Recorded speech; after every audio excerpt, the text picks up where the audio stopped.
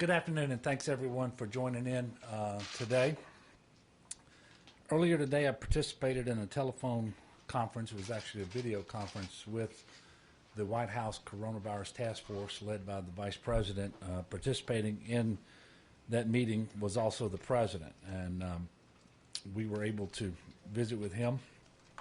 And also early this morning, I had the opportunity to have a phone call with Secretary of the Veterans Administration, Robert Wilkie, and renewed our request that we've forwarded through FEMA for supplemental assistance from the VA, potentially with respect to surge capacity at hospitals here in Louisiana, looking primarily towards New Orleans. And last night I was able to have a conversation with FEMA Administrator Pete Gaynor on the most pressing needs we have in Louisiana, all of which relate to our medical surge capacity. Principally, as I mentioned to you yesterday, those being ventilators, also PPE, and other requests. I am pleased to announce, and in fact the President announced this during the call with all 50 governors. Just as an aside, we actually have 55 governors, territories and things, but I think we had about 50 governors on the call today. But the President announced that he had granted our request related to two 250-bed federal field hospitals. Now these are basically beds and IV poles, and by beds I'm talking about primarily cots. They do not themselves come with the personnel to run those hospital beds. But in addition, they will send one public health service strike team of 60 individuals. So these are doctors and nurses who will be able to help us to create surge capacity. And one CDC epidemiology team. We had previously, I think, told you all that team would be coming to Louisiana. All of these assets and personnel should be in Louisiana soon, and I want to thank the President and our federal partners for this very important assistance. We are certainly grateful for their support. So we are going to add these resources into our plans for medical surge, and I'm going to speak more about medical surge in just a moment. We continue to review the relief bill. I think they're calling it basically phase 3 of the coronavirus relief package that the President and Congress has been working on for some time. That bill did pass the Senate. It is our expectation that it will pass the House tomorrow and be signed into law tomorrow night. So we continue to look at all of those provisions to see what funding, assistance, flexibility that we can bring to bear in Louisiana just as soon as possible. Just an update on the National Guard. We currently have 955 soldiers and airmen overall from the National Guard who are involved in our response to the COVID-19 public health emergency. Of that number, 667 are traditional National Guardsmen, soldiers and airmen who have been mobilized specifically for this emergency. They are doing various things around the state of Louisiana, including supporting testing sites in New Orleans and in Jefferson and other areas in South Louisiana. They are transporting critical needs. They're maintaining and operating the warehouse and doing various other things that are critically important in this public health emergency. As you can see from the screen to my left, your right, the numbers that we have today are once again very staggering. I hope the entire state of Louisiana is looking at these numbers and that they are as concerned about them as I am. Since yesterday, we've received 510 new confirmed cases of COVID-19 for a total of 2,305 cases statewide. That is a 28% increase from yesterday. There are 18 new deaths since yesterday, which 83 deaths total. That is obviously very tragic. For those people who think that this is really just a problem for urban Louisiana, New Orleans, we now have positive cases in 3 of our 64 parishes. So nobody should look at this situation and think, oh, this doesn't involve me. This doesn't involve my town. This doesn't involve my parish.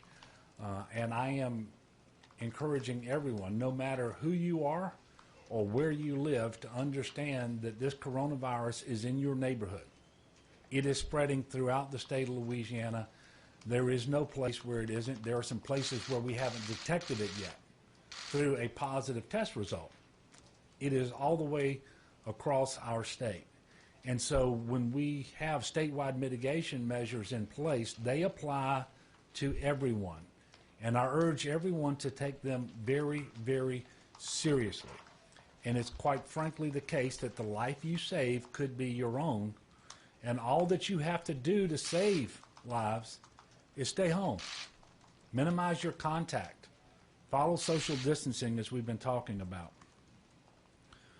One very disturbing piece of information related to the fatalities that we're reporting today is that we learned that one of those deaths is a 17-year-old young person from New Orleans.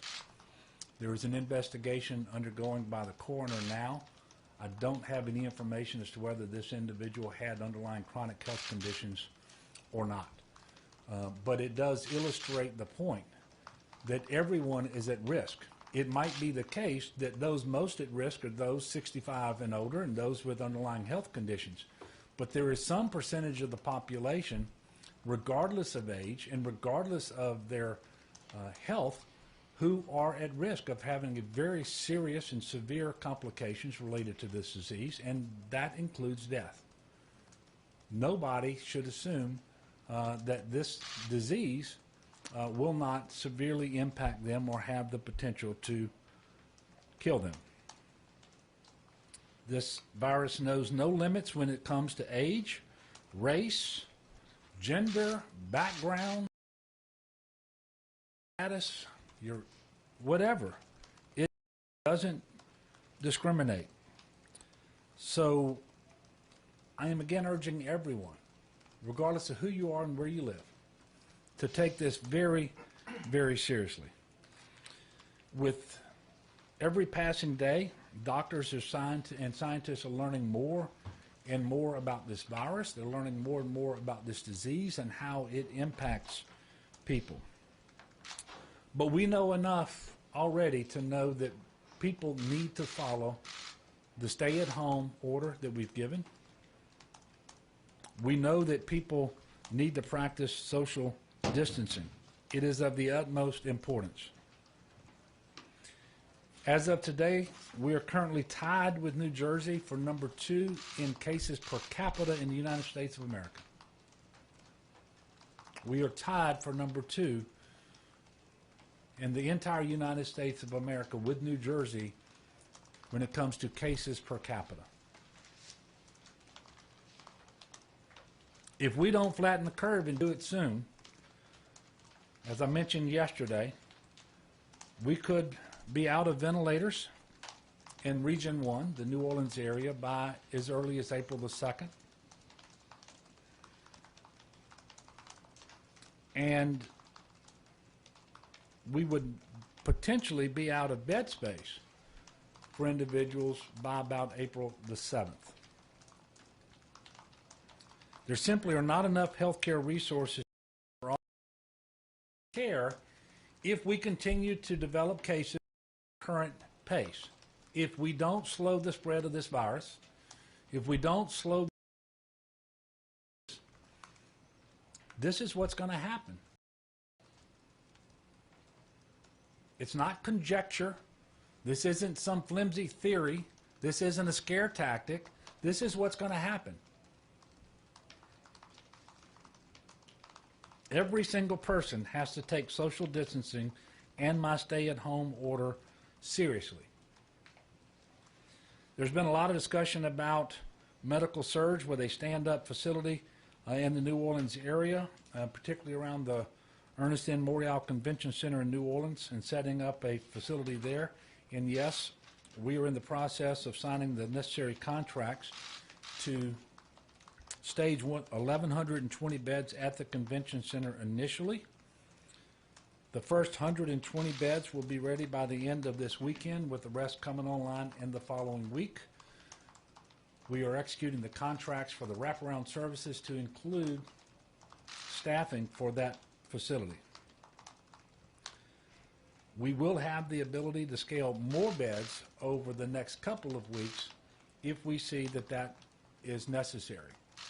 And obviously, we are watching that curve to know what we can expect in that area. I've heard a lot of discussion about different options for where we would place these hospital beds, and trust me, we have done an exhaustive survey of all the different facilities and hotels and dorm rooms and where we could think we can do this with the most efficiency and have the best possible impact on delivering health care to the individuals who are going to need it.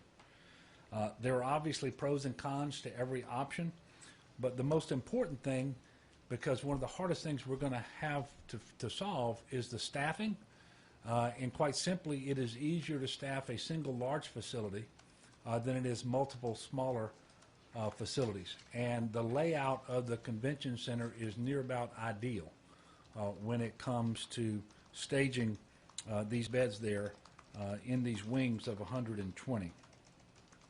Obviously, it's not an easy call to make, but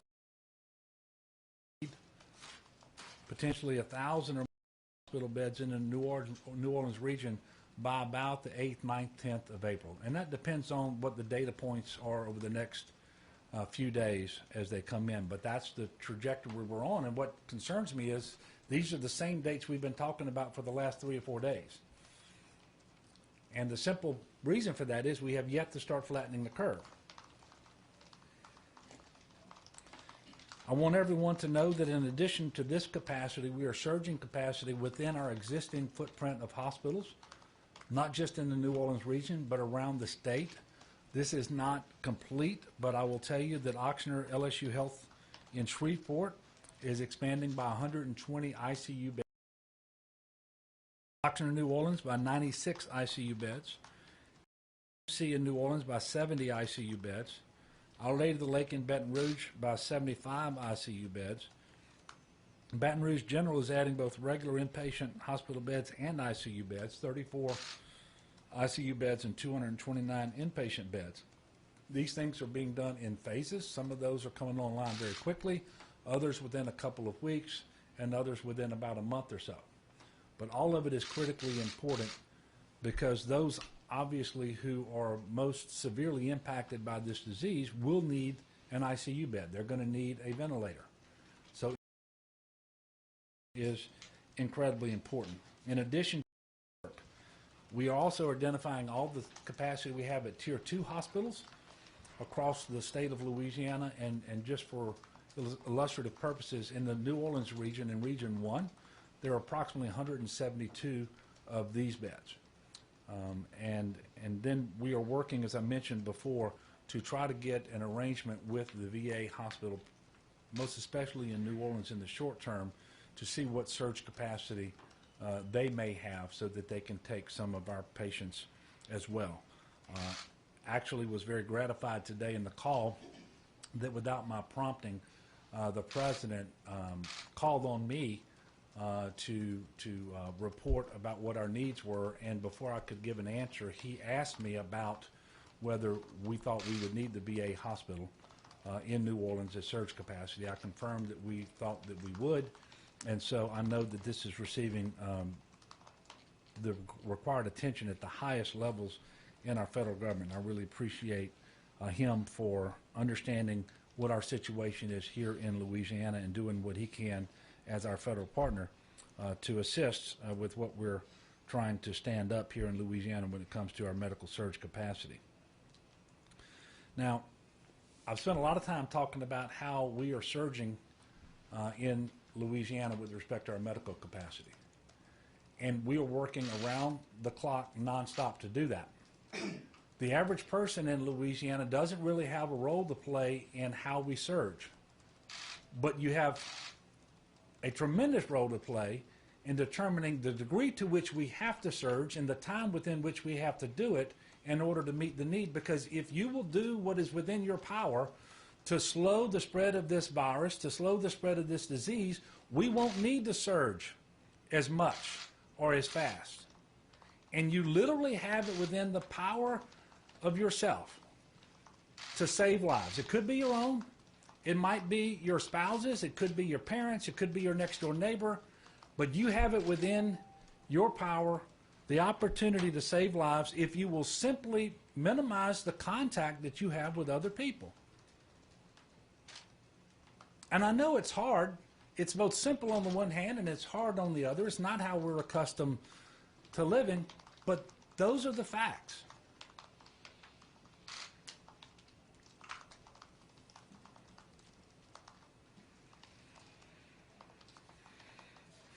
I also want to point out that we are seeing a troubling sign in northwest Louisiana. We typically look at our state and we look down in the New Orleans and Jefferson Parish area. New Orleans, I think, is at almost 1,000 cases, 997 cases right next door. In Jefferson Parish, 458. And we say, well, that's the hot spot. Just a few days cases in Shreveport, Caddo Parish, and Bossier. And you can look up here now, we have 115 cases and 32. Well, think back, it wasn't that long ago, those were the kind of numbers we were seeing out of New Orleans and Jefferson Parish. So again, this illustrates the point. This is a statewide problem. And nobody should be thinking that they're not at risk and that this doesn't involve.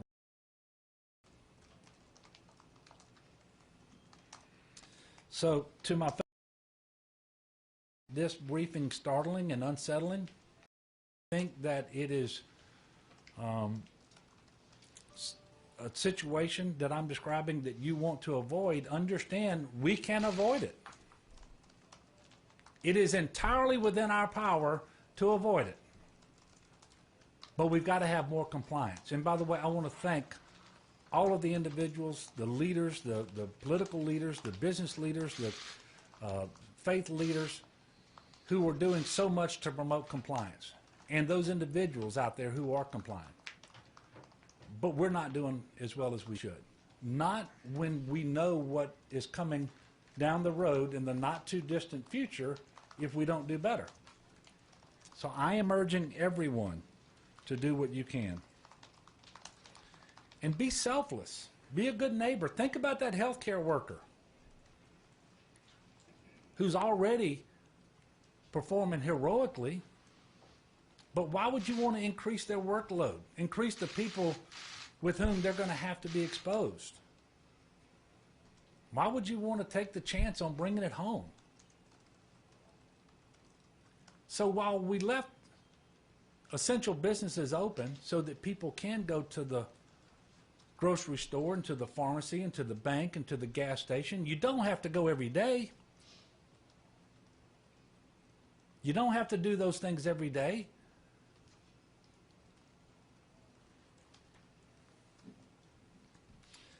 Because of the critical need for healthcare workers, we've created a medical volunteer website in order to mobilize healthcare students and graduates from Louisiana universities and colleges to support the existing healthcare workforce that is quickly getting stretched thin.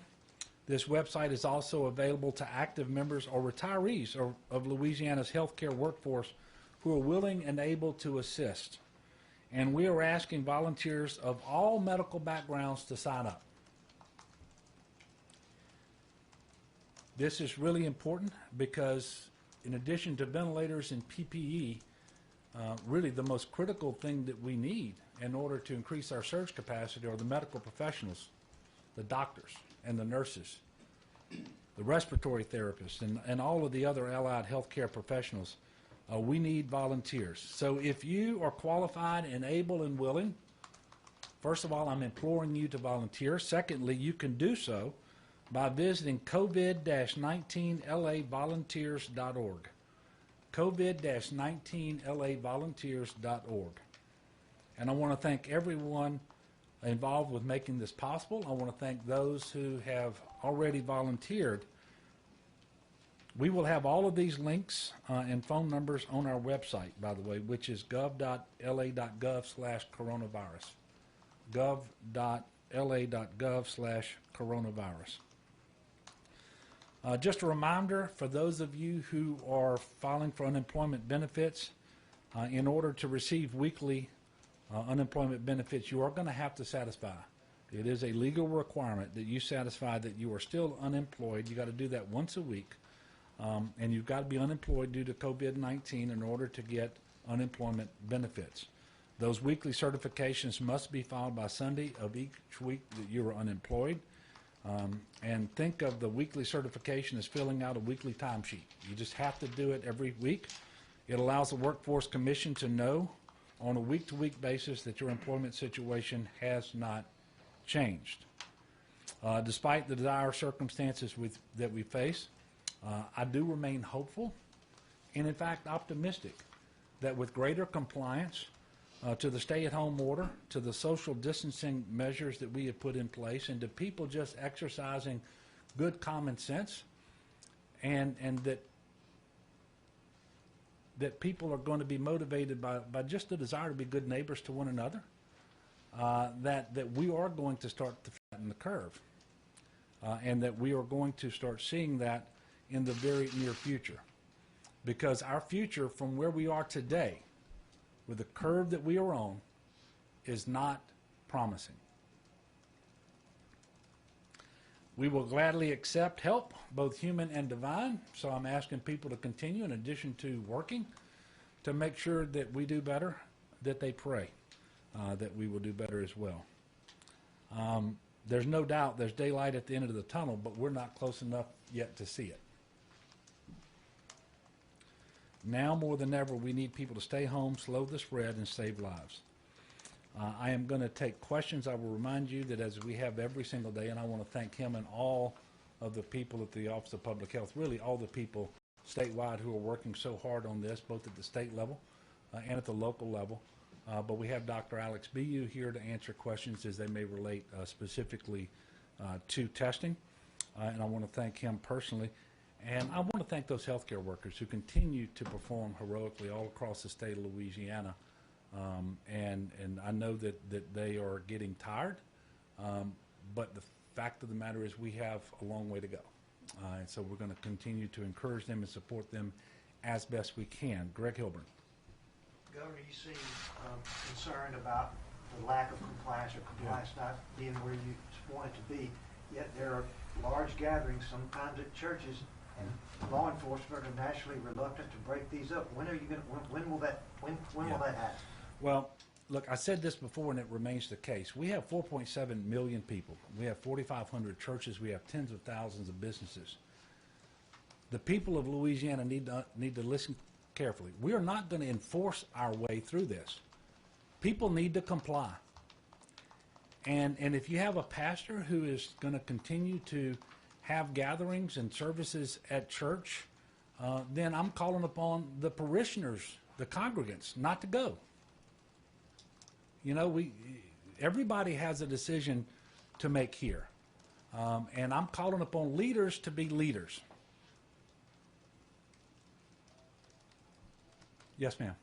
Governor, the tone seems a little harsher today. Is there something in particular about compliance that has become a worry, in addition to what you already It's just the numbers.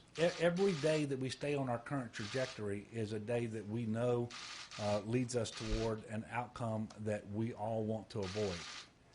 And I'm trying to stress to the people of Louisiana, it is an outcome that we can avoid if we will practice social distancing and observe the mitigation measures that are in place. We will spread the curve. We know that it works. But it only works to the extent that we actually engage in the process and honor those mitigation measures and comply. And so I'm just trying to do what I can to impress upon the people of Louisiana the importance of doing this, and the importance of doing it now. Because I suspect there are people out there who are, it's kind of human nature. You see things happening, and you say, well, that's somebody else's problem. Where people congregate at the LSU lakes, many reports of way too many people not being distant. Audubon Park, New Orleans. Would you have people go into those areas and try to patrol them somehow? Well, anything to that nature? we Because have those are happening we have daily. law enforcement that are, when they see obvious violations, they are stopping, reminding people, they're dispersing crowds, and in those situations, people are doing what they're being asked to do at that moment by law enforcement agencies. Law enforcement agents, and that's happening for the most part. My message is to all of the people of Louisiana, no matter where they happen to be, and that is, they need to take this seriously. We can do a better job. There's a lot of compliance out there too. There really is. There's a lot of compliance out there, but we can do better. And we need to do better, and we need to do better now because, quite frankly, it takes 6 or 7 days, I think it's what Dr. Burks said today, from an exposure to the virus to when we're going to see symptoms and a positive test. And so, we should, because of when we instituted these mitigation measures, we should start seeing that curve flatten if we're doing a good enough job. And we haven't started. But Andre, my point to the people of Louisiana, don't just sit out there and say, oh yeah, there's this virus circulating. It's going to be somebody else's challenge. Oh, they're going to surge the medical capacity, so we don't have anything to worry about. We cannot surge the need if we don't bend the curve. Cannot. Now, I don't accept that we are Italy because we haven't gotten to that point yet. And if we will start to bend the curve now, we won't. But I have said it from the very beginning. There is no reason why the things that you see coming out of Italy wouldn't happen here in Louisiana if people don't engage seriously in these mitigation measures. So my messaging on that has remained entirely consistent. The good news is we still have time to do it, to make a tremendously positive difference in the outcome, but we just need to make sure that people are taking this seriously and do it now. Yes, sir. Governor, can you talk more about the field hospitals versus the convention center? What types of patients are going to be going to those facilities? And also, it seems like maybe the case is that we're getting more resources. The numbers continue to put us on the. Is that more or less where we're at right now? Okay, so it was just at noon today when we got word that the 250 bed field medical stations are en route to Louisiana, and the 60 personnel, the doctors and nurses. And so we are planning right now as to how to best integrate those assets into our surge plan. I cannot tell you right now exactly where they will go, but as we develop that, we will let you know. I can only tell you that both of those will be very important, the beds and especially the people. And your second question was what, Sam? It seems like we're starting to get resources. We found beds at the convention center, obviously, but you still have the same projection for us running out of beds. That we're getting more resources, but also the numbers just keep the same. Well, the day after day, we stay on the same trajectory, and we know when we run out of beds, and based on our ability to surge within our existing footprint, as we are doing with the surge to tier 2, as we surge outside of the region that's principally affected and use the events in other regions to exceed what those are, and that's a different VA hospital. It looks like Real Convention Center, and it looks like this 60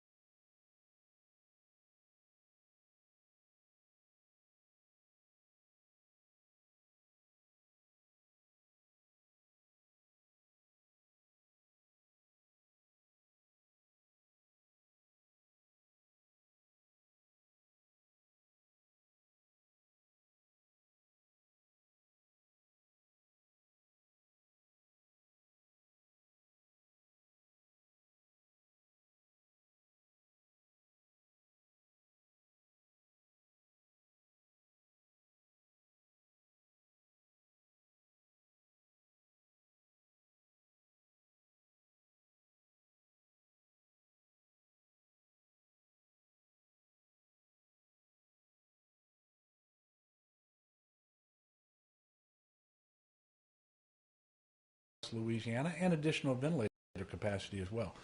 But those are out past April the 8th right now. But we are planning for those areas too.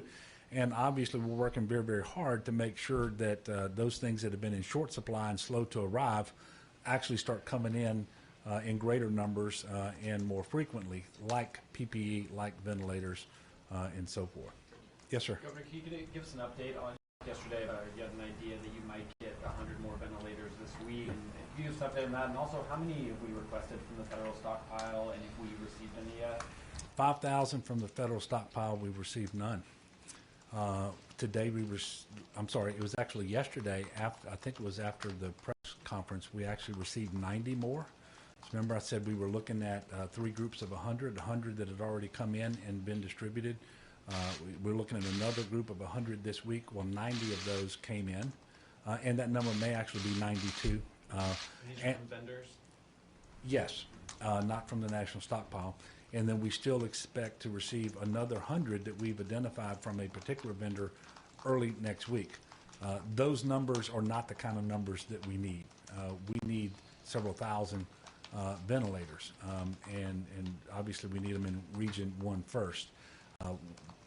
Part of the conversation that I had with Administrator Gaynor last night of FEMA, and the most important part was around ventilators and our request. Obviously, they don't have enough in the strategic national stockpile to meet everyone's needs and grant everyone's request. I just asked him that as they slice the pie, make sure they slice the piece for Louisiana. I haven't heard back on that particular request yet. But we are leaving no stone unturned. I personally today in conversations with some other but you know they're in supply, and so we're going to be aggressive and work as fast as we can to get our hands on them as soon as possible. Because the other states in the same situation, but they're not far behind.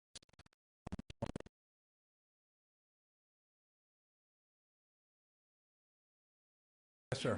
To follow up on the permit, over the weekend when the major disaster declarations were first announced for the 3 states, California, Washington, New York, there was talk that those states would be prioritized when it came to getting these crucial supplies like PPE and ventilators.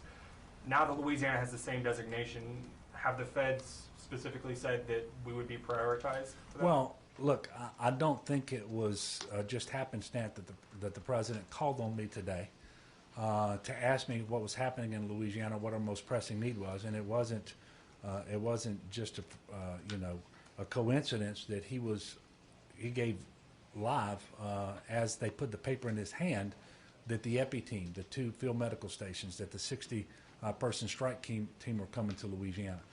So I believe that the major federal disaster declaration did elevate in the consciousness of people the situation we have in Louisiana. It also has made funding available a little quicker so that the 75% of the cost is being borne by the federal government, by FEMA. They're approving that money faster as a result of that declaration. So that's also very helpful. I would point out that yesterday I was able to announce that we were the 4th state with a major federal disaster declaration.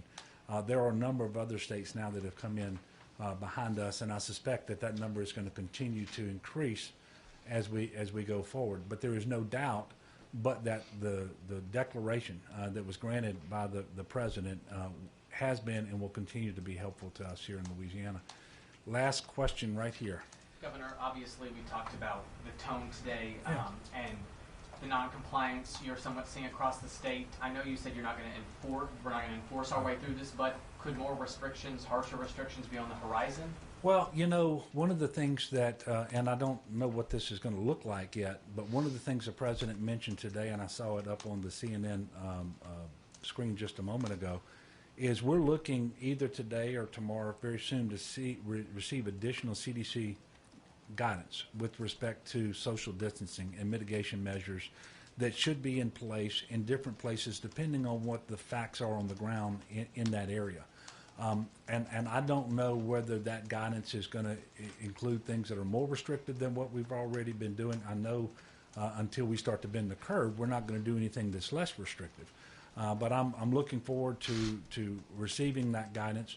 We continue to have conversations with our counterparts at the CDC. I will be reaching out to some folks in the federal government to make sure that they're watching what's happening here in Louisiana and to receive whatever advice they can give me.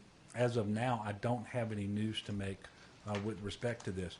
What I am confident of is that the stay-at-home order that is in place, the social distancing guidelines that have already been put out there, all of those mitigation measures are sufficient to bend the curve if the people do them.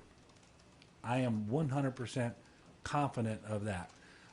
And if there's been a little difference in my tone today, it's because we're just one day further and we haven't yet seen that curve start to flatten. And so I want the people of Louisiana to know that they may feel helpless because this is an invisible enemy. This is a virus, and it's not something we contend with. They may feel helpless because I'm explaining all the difficulties we have around surging our medical capacity in order to meet what may be the need. But they are not helpless when it comes to slowing the spread. And in fact, they are the answer. They have it entirely within their control collectively. They have it entirely within their control as to whether we need the surge and by what date we need the surge.